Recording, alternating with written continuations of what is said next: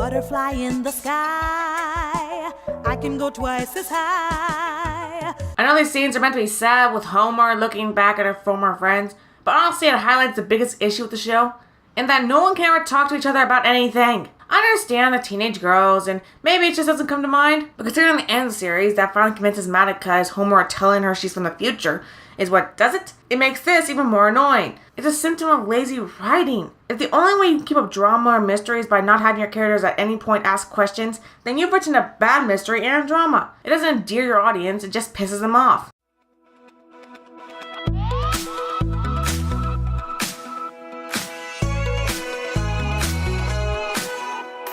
You make one comedy joke in DuckTales and...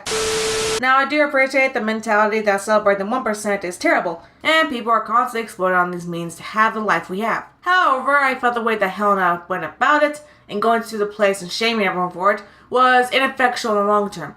Capitalism exists for a reason, in that human beings are greedy bastards. It thrives on humanity's nature of wanting power, and fails on lack of regulation and wealth distribution. Rejecting it outright and assuming it'll get better, while optimistic, I feel is woefully naive. Proven by the end of the series that after blowing up the Bachelor board 3 weeks later, everything went back to normal. A better way she could have done it is fight for regulations, minimum wage increases, and lead by example.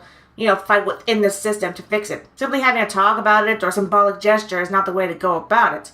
I understand the fatigue that comes with living your life for meaningless trinkets in a society that encourages it and devalues human life interactions. But that does not mean these things shouldn't be thrown out wholesale, or even if they can. I feel like the show is very indicative of Jaden Smith's tweets. And no, not because it's weird or whatever. More on Jaden's tweets are on the right track to something insightful, but executed in the wrong way. In that example, he is on the right track to criticize capitalism and society, but just not there yet. I am curious to see his future endeavors, and I will continue to cover those the show.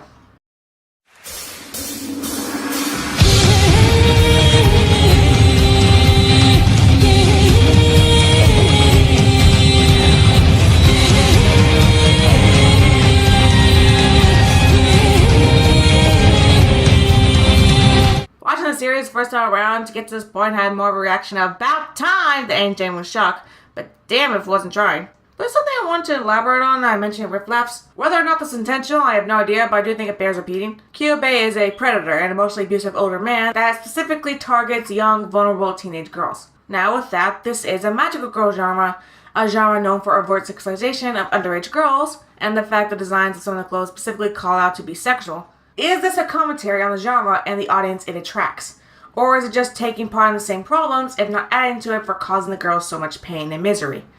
I don't know if I answer for that. I prefer to think the former, but I feel it would be naive not to assume the latter was more likely. That's all I have for this month. Hopefully May will bring on more topics for it.